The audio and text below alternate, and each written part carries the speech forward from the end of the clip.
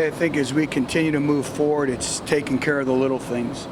And the little things add up to the big things, and it's the small details.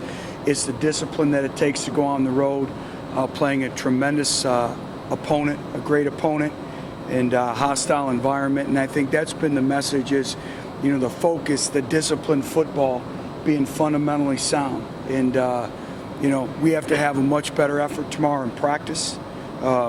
Not where it needs to be to go on the road and compete against a great football team like Oregon. So I'll answer any questions you may have. Butch, where do you think your team is? You talked about heading to the Long way to go. We're learning how to win. We're learning how to fight through fatigue when it gets a little bit hot, need more leadership. And that's what championship football teams do. They have that inner drive. And, a lot of times, you're willing to give up something you want at a moment of convenience. And we have to learn how to push and grind our way through. And, I thought there was some great teaching lessons today. But for us to take our program, this football team, where we want to go, our mental toughness and everything, the way we approach, how we handle things has to improve. Does that only come from playing in a game like Saturday, a big game, big atmosphere kind of game? I just think growth and maturity. I think confidence. I think leadership. Obviously winning as well. But I think they're all byproducts of each other. They all play off of each other. They're all complementary items. But again, it's really each individual just taking pride in their performance.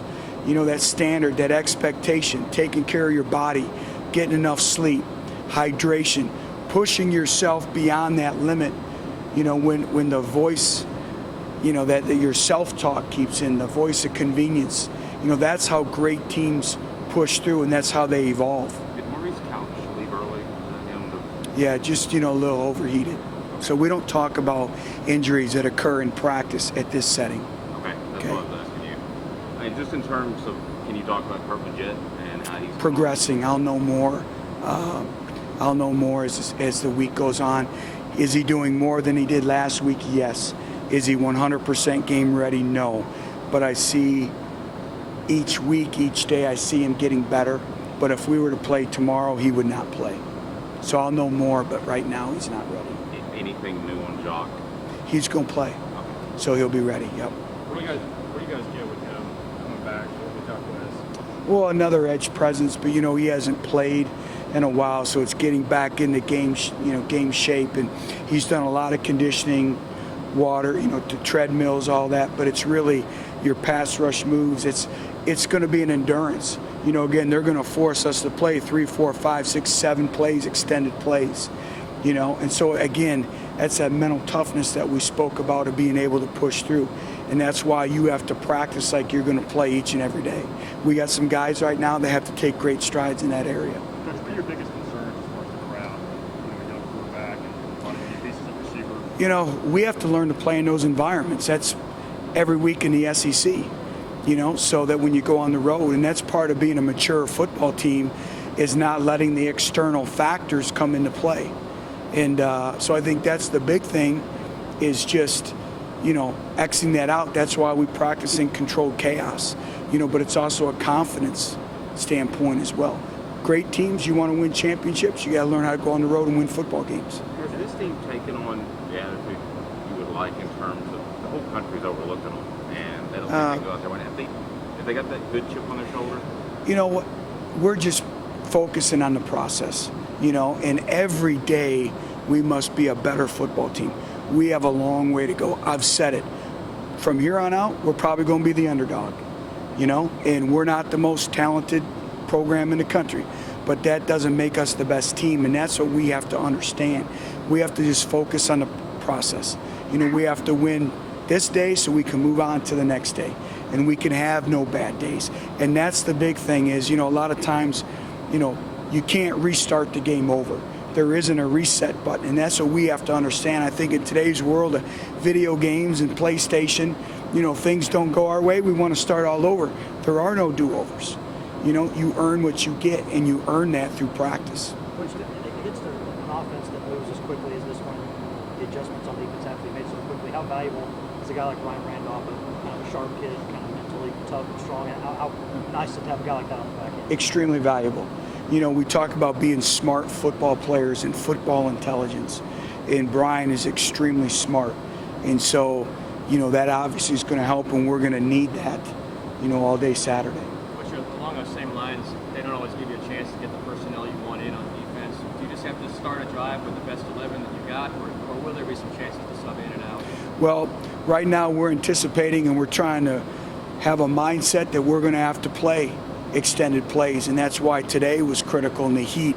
And having guys understand, Dan McCullers needs to understand how he needs to push through. You can't just play 3-4 plays. You may need to play 5-6 plays. And is your first play as good as your sixth play? And not just Dan, but everyone. And that's kind of that mental conditioning, that toughness that we talk about each and every day in our program that is expected.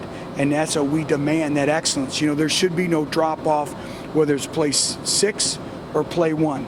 It has to be the same attention to details, the same effort, the same focus, the same mentality, the same use of our hands. What you put them on film, all those running backs they have, how well do they complement each other? And they need to have that kind of... They're extremely deep, and they complement each other, and I think that's what makes them so difficult to defend is, all their players can run. They have a little bit of a different skill set, that they can bring to the table. They have playmakers everywhere.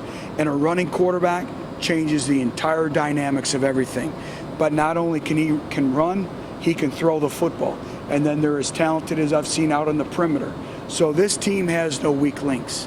And they keep coming at you. And like I said, they work to make you uncomfortable.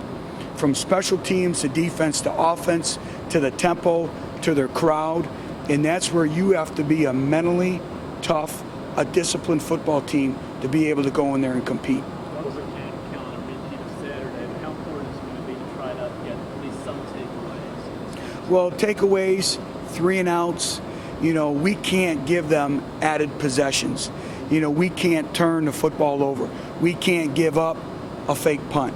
We can't give up a big return in any game, whether the punt return game or the kickoff return game. We can't give them a short field. All that goes into, a disciplined football. And what we have to do is just put our head down and play one snap at a time and focus on the bullseye. And, it's going to be a great challenge. Well, just like you pushed your team in camp, did you expect them to have a better mental understanding right now of what it takes to push through? I just think it's a lifestyle that you have to live each and every day. And are we better than we were in spring football? Yes. Were we better now? Are we better now than when we started training camp? Yes. But we're not anywhere where we need to be. In playing the schedule and the demands that we have, it's going to take great resiliency, leadership, and a toughness about yourself, thick skin, playing one snap at a time. And that's why we practice the way we do. That's why we coach the way we do. But I will tell you this, these players want to be coached. They want to be taught. They want to be led. They want to. Now it's them taking the next step and doing it on their own. Which obviously brings a great deal of athleticism and leadership. But do you factor in whether or not to play them, especially against an offense like this, the fact that your 3 guys have a little bit of chemistry going and that Right. can shake that up? Is that a factor? I'm sorry, who you talking about? I'm sorry. Yeah, we just got to get the best 11 on the field, and we just look in terms of health. If he's not 100%, we're not going to risk anything. Everything we do is about the player, making sure he's ready to go. And we have a great staff here, a great medical staff. So, he continues to progress. But again, we're not going to push the envelope and put him out there when he's not ready. I just don't believe in doing that. But you talked about being creative a little bit with your preparation for that tempo. I think Virginia used 2 scout team huddles last week. What have you done, to kind of simulate how fast or were you doing? Well, I think you can simulate the procedure, but it's hard to simulate the game speed of their athletes. It's one thing to get lined up fast, but it's leveraging the ball. It's containing the football. It's finishing plays. That's, everyone talks about, practice against it. But what's hard to simulate is a quarterback that runs 4-4, who can also drop back and throw the football. speed across on the perimeter, tackling in space, and then the physicality in which their defense. That's more challenging than just the overall procedure. We'll be fine with the procedure. It's being able to play in space, tackle, and leverage the football and finish plays. That's the big concern. Thanks, guys. All right? Thanks.